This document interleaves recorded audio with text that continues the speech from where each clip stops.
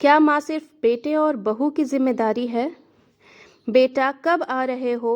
बहन की शादी में एक ही हफ्ता रह गया है। बस माँ, 1-2 दिन में आ जाएंगे। सपना और नवीन जी के एक बेटे रोहित और एक बेटी नीरू है। रोहित की शादी 1 साल पहले ही रंजना से हुई थी। दोनों दिल्ली में नौकरी करते हैं। इस साल नीरू की शादी है, जिसकी तैयारियों में नवीन जी लगे हुए हैं। बीच बीच में रोहित भी शादी की तैयारियों का जायजा लेने आ जाता था।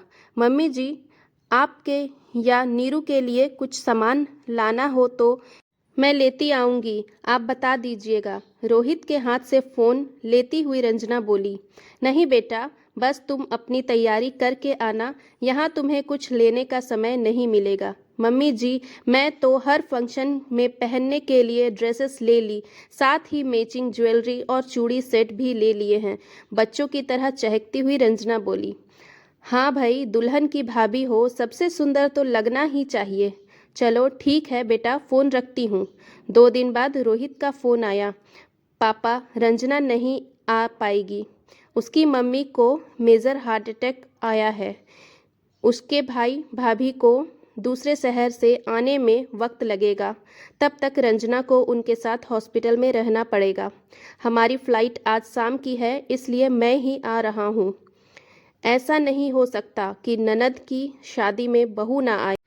एक ही बहू है हमारी, लोग क्या बोलेंगे? नीरू के ससुराल वालों को क्या कहूँगा? बहू का भाई देखे अपनी माँ को, ये उसकी जिम्मेदारी है। तुम बहू को लेकर तुरंत यहाँ पहुँचो।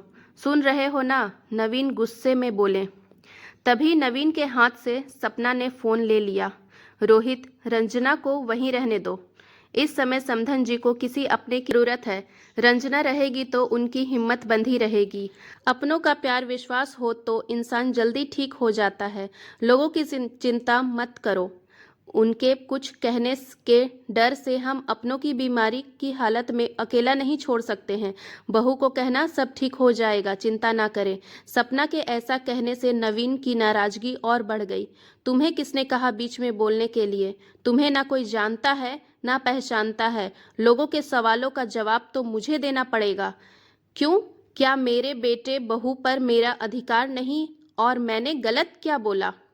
हर गलत बात को दोहराने की क्या इस घर का रिवाज है? सपना का तीर निशाने पर लगा। नवीन की आगे बोलने की हिम्मत नहीं हुई, बस गुस्से में बड़बड़ाता हुआ चला गया। जानता था सपना किस बात का दर्द आज तक लिए बैठी है। सपना की आंखों में आंसू बहने लगे। उसे आज भी उन दिनों को याद करना मुश्किल हो रहा था। उसके चचेरे ननद की शादी थी। उसी दौरान उसकी मम्मी की तबीयत भी बहुत खराब हो गई थी। जब उसने नवीन जी से माँ को देखने जाने की बात कही तो नवीन ऐसे ही भड़का था। सपना, तुम घर की पहली और बड़ी बहू हो। इस समय तुम्हारी ज़रूरत यहाँ है। वहाँ तुम्हारा भाई है, वो देख लेगा। तुम्हारा फर्ज पहले ससुराल के लिए है, ना कि मायके के लिए। उसने बड़ी आस भरी नज़रों से सासू माँ की तरफ देखा, पर उन्होंने भी उसका साथ नहीं दिया। पूरी शादी में अपने आंसुओं को छिपाकर होठों पर मुस्कुराहट बिखेरना कितना मुश्किल था, वह जानती है। अगले दिन उसे अपनी मम्मी के देहांत की खबर मिली। ऐसा नहीं था कि वो बहू के ना आने से दुखी नहीं थी, लेकिन फिर भी वो चाहती थी कि रंजना अपनी माँ के पास रहे, क्योंकि माँ सिर्फ बेटे की जिम्मेदारी नहीं होती। आज भी उसकी आंखों में आंसू थे, मगर खुशी के। उसे खुशी थी कि उसने अपनी बहू का साथ दिया। उसकी बहू को उस दर्द से नहीं गुजरा पड़ेगा जो उसने स्वयं भोगा था।